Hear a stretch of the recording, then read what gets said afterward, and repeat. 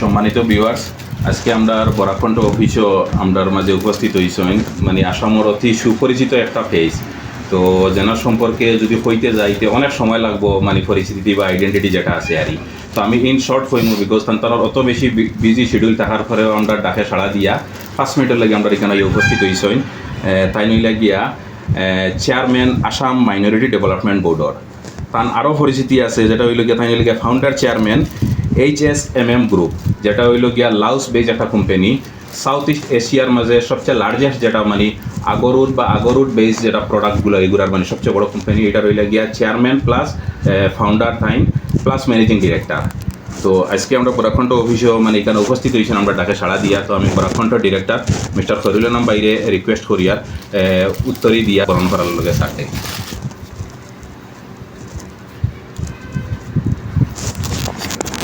সামনে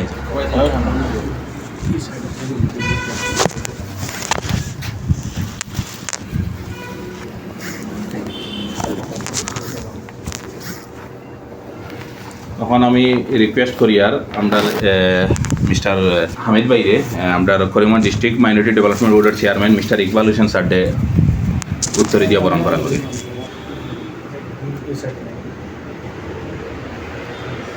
বরাকণ্ঠর অন্যতম অভিনেতা আব্দুল্লাহ ভাইরে রিকোয়েস্ট করি আর মিস্টার হবিব মোহাম্মদ চৌধুরীরে ফুল দিয়া সম্মানিত করার লগে।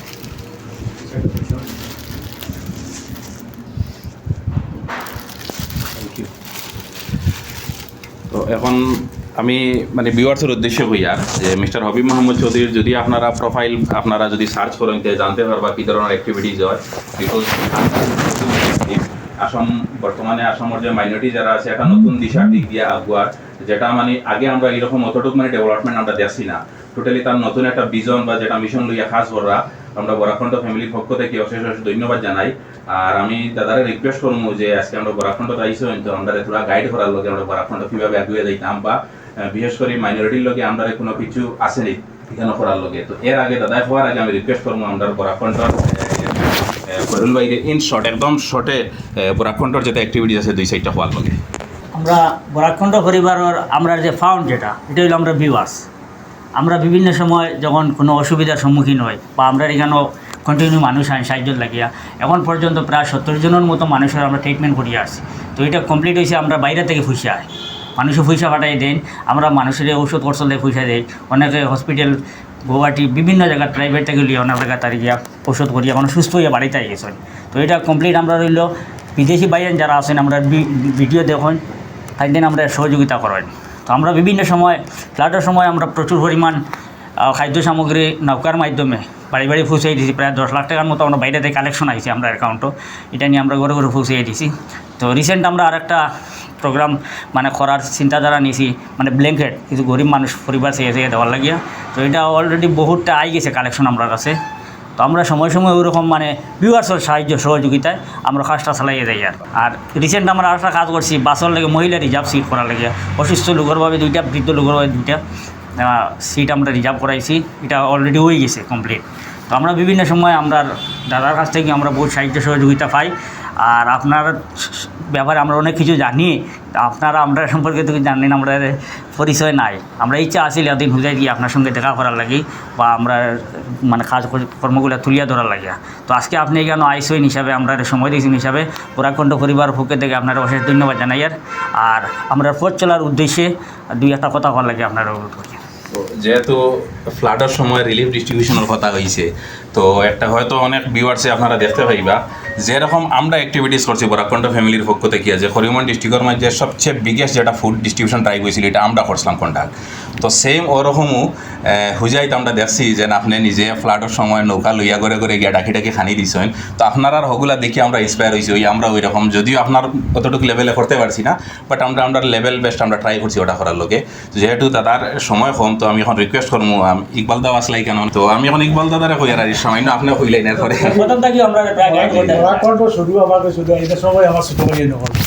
আর বরাকণ্ঠ যে কাজ করবো হলে সবাই সাহায্য সহযোগিতা করেন। আমার কাছে যখনও সাহায্য লাগি যাই শুরু থেকেই আমি এরার লগে আছি এবং এরার লগে সবসময় সাহায্য সহযোগিতা আছি। আজকে তারা কালকে ফোন করছেন তারপরে চেয়ারম্যান সাহেব আওয়ার কথা শুনিয়া, তাই একজন ব্যবসায়ী মানুষ, রাজনীতির লগে তো সম্পর্ক নাই। গতিকে আমরা মুখ্যমন্ত্রী আজকে ভালো হইয়া তাহলে আমরা মাইনরিটি ডেভেলপমেন্ট বোর্ডের আসামের চেয়ারম্যান দিছেন। গতিকে এই ডেভেলপমেন্টের যথেষ্ট ধরনের কাজকর্ম বিভিন্ন ধরনের দিল্লি থেকে বিভিন্ন ধরনের সেন্ট্রাল স্কিমর লেগে তাই চেষ্টা করা আর বিভিন্নভাবে সাহায্য সহযোগিতা তাই করেন। আমার সময় রাস্তাতে আমি তাহলে এগুলো কথা হইয়াছি, বরাকণ্ঠ সম্পর্কে বিভিন্ন কথা কইছি। গতিকে বরাকণ্ঠ সম্পর্কে না জানলেও কালকে থাকি তাদের জানাই আর আমি ভবিষ্যতে জানবা এবং আগামী দিনে তাই আবার হবিগঞ্জ শহরও আইবা, আইলে চান্দে দিয়ে আমরা একটা সংবর্ধনা সভা বরাকণ্ঠর মাধ্যমে কর্মীটা আপনারা কথা দিলাম। আর ব্যক্তিগতভাবে সাহায্য লাগি তাই যথেষ্ট করই এবং তাই ন্যূনতম বক্তব্যের মধ্যে হইবা ব্যক্তিগতভাবে যারা সাহায্য দেওয়া ব্যক্তিগত কিচ্ছু চাই না, জনগণের সাহায্য লাগিয়া যারা সাহায্য তাই সবসময় মানুষের করিয়া থাকেন। আপনারা দেখছেন ফ্লাডের সময় খুঁজাই কীভাবে কাজ করছেন তাই। তাছাড়া আরও বিভিন্ন ধরনের উন্নয়নমূলক কাম টান আছে। আমি হুজাই গেছিলাম মধ্যে যাওয়ার পরে টান নাম শোনা বলতে মানুষে কইছেন যে দীর্ঘদিন পরে আমরা একজন মানুষ পাইছি যে মানুষ যে নিজের কোনো ব্যক্তিস্বার্থ নাই, জনস্বার্থে জনমূলক কাজ করে যাইতরা। এবং আমার চেয়ারম্যান সাহেব চৌধুরী সাহেবে থ্যাংক যেহেতু সময়ের স্বল্পতা থাকার কারণে আমরা বেশ লম্বা করতে পারি না, এখন স্ট্রেটলি আমরা দাদার কাছে যাই আর গিয়া। তো এখন রিকোয়েস্ট করবো যে বরাকণ্ঠ সম্পর্কে বা আমরা কীরকম আগে যাইতে লাগে আমরা দুই একটা কথা বলে উৎসাহিত করার লাগে। আসসালামু আলাইকুম ভিউয়ার্স, বরাকণ্ঠর ফ্যামিলির মধ্যে আইয়া আমি বড় খুশি হয়েছি মাশাআল্লাহ। আর আপনি যে কাজ করা এই নোবেল কাজ, এতেই বড় কাজ কিছু হইতে পারে না।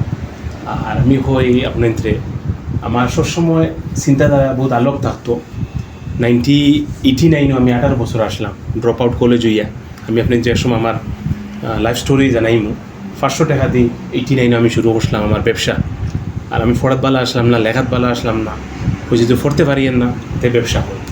ওই সময় আমি দেখতাম যে ফ্লাড হইলে বা কোনো দুর্যোগ হইলে মুসলমানদের সহায় করেন, হিন্দুরে সহায় করেন, খ্রিস্টানরে সহায় করেন। আমার বড় খারাপ লাগতো। আমরা মানুষ, আমরা জাতপাত খেন লই ফ্লাডও বা ভূমিকম্প বা বিভিন্ন ধরনের ঔষধ। আমি চিন্তা করলাম যে আল্লাহ আমার কোনো দিন পয়সা দিন, আমি একটা এনজিও বানাইমু, এই এনজিওত আমি মানবতার লাগি করমু। আর আমার যে একটা যে ফাউন্ডেশন আমার মার বাবার নামে, এটাতে আমি ফয়লা লেখছি ফর হিউম্যানিটি, মানবতার লাগি। তা আমি আমার জিন্দগিত 1989 থেকে লইয়া 2022 পর্যন্ত সফরও ডেইলি কিছু না কিছু শিখি। প্রত্যেক দিন আমি কিচ্ছু শিখছি। আমি পয়লা যে সময় 18 বছর আমি দুবাই গেছি, দুবাই থেকে ব্যাংকক গেছি। ব্যাংককও আমার ডলার ব্যাগও থই দিছিলাম। আর আমি আইসি দুবাই দিয়ে আমার ভিসা লাগছে না, 36 ঘন্টা আমি এয়ারপোর্টও আসলাম। ওই সময় আমি পানি খাইয়া এক আফগানি পাঠানে আমার কইছো যে তুমি খালি পানি খাও না খানে। আমি বলছি আমার পয়সা নাই। আমার কইছেন যে খানে খাও, আমি কইছি আমি বিক লই না। 2 ঘন্টা 4 ঘন্টা 10 ঘন্টা 12 ঘন্টা যাওয়ার বাদে বুক লাগছে। আমি কইছি আমার খানি খাওয়াও। ওদিন আমি নিয়ত করছি আমার জিন্দগি যে আল্লাহ আমার দৌলত দেন, তা আমি আমার সামনে কোনো মানুষ দেখি বুকা এই মানুষের আমি সাহায্য করবো, তারে আমি তো না। গতিকে আমি ডেইলি আমি কিছু না কিছু শিখছি। আমার ভাল লাগে আপনি তেও কাজ কররা যে কাজে মানুষরে জুড়ে আর বিশ্বাস করেন এর দিলে সহায়। আর সবথেকে বড় কথা এটা করার পরে অত আনন্দ লাগে। আমার জ্বর এই সময় আপনার কোভিড গিয়া কেতা আইছিল ভাই, কোভিড অমিক্রন আইছিল না, অমিক্রন চলে। আমি জ্বর লইয়া আমি অত শরীরে জ্বর, আমি জ্বর লইয়া পানিতে নামছি। আমি চিন্তা করছি যদি আমি যাই না এটা মানুষের গেছে, এটা মানুষ পানির মাঝখানো খানি পাইতরা না, গড় অতটুক পানি, এটা মানুষের আমার জ্বর থাকি মানুষের খানির বেশি দরকার। আমি গেছি, আমরা দিছি। দেখুন আমরা তো পুরা সমাজ চেঞ্জ করতে পারতাম না। ওলা আপনি নিতে 12ই আইসই, ওলা যদি সারা মানুষ 12ই আসতা, ভারতবর্ষ সারা আসাম থাকি ইনশাল্লাহ চেঞ্জ হইব। আমি আশাবাদী আমরা চেঞ্জ করতাম পারমু। আর আমরা অন্তর থেকে কাম করে আমরা রিটার্ন লাগে না ইনশাল্লাহ। আল্লাহ 170 দিবা, তখন কই আমার মা আপনি রাখলাম। আর ইনশাল্লাহ একদিন আইবা আমার বাসাতে আইবা, আর আমি বালা করে একটা ইন্টারভিউ আপনি নিতে দিমু, সুন্দর করে দিমু। আর খুব সুন্দর করে আমার জীবনের স্টোরি কইমু, কোন জায়গা থেকে আমি কেটা ইন্সপায়ার হইলাম। আর আজকে আপনি যদি বিশ্বাস করুক, আমার ফইল হইল আমার আগরের কোম্পানি 4 লাখ আমার আগরের গাছ, 32,000 বিঘা, 10,000 হেক্টর। আল্লাহ শুকুর আজ 20-25 বছর হয়ে গেছে। আজ এই গাছ কমসে কম 2,000 কোটি টাকা হইব যদি আমি গাছ খালি এক্সট্রাক্ট করি। মাটি আছে, এরপরে আমরা নিজের পারফিউম আছে, HSMM ফ্রেগনেন্স। আপনি যে বিউআর HSMM গ্রুপ অফ কোম্পানিজ আপনি লগ ইন করতে পারবা। এরপরে এখন আমরা মাইনিং করি, আর স্টিলের মাইন আমরা 2-3টা মাইন আছে। এখন মাইন 30,000 মিলিয়ন টন ডিপোজিট। আল্লাহ অত বরকত দিতরা। 54 বছরও সারা করার বাদে আমি গল্ফ করি আর এক্সারসাইজ করি আর দুনিয়ার অবস্থা করি, আর কোনো মানুষ 54 বছর প্রফেশন চুজ করে না। ডক্টর হয়, ইঞ্জিনিয়ার হয়, অ্যাক্টার হয়, বিজনেসম্যান হয়। পুরা জিন্দাকে স্ট্রাগল করিয়া 54 বছরও সেও প্রফেশন চেঞ্জ করে না। আমি 54 বছরও আপনাদের মাঝখানে আইয়া জিরো থাকি গ্রাস লেভেল থাকি আবার শুরু করছি ও মানুষের সেবা করার লাগে আর কিচ্ছু নাই আমার লাগে দোয়া করবা আপনাদের দোয়া লাগে ধন্যবাদ থ্যাংক ইউ সো মাচ আমরা ডাকে সাড়া দিয়া বরাকণ্ঠ অফিসে আবার লগে অশেষ অশেষ ধন্যবাদ আর আশা করি আপনার জীবন সুন্দর হইতে উজ্জ্বল ব্রাইট ফিউচার কামনা করি বরাকণ্ঠ পরিবারের পক্ষ থেকে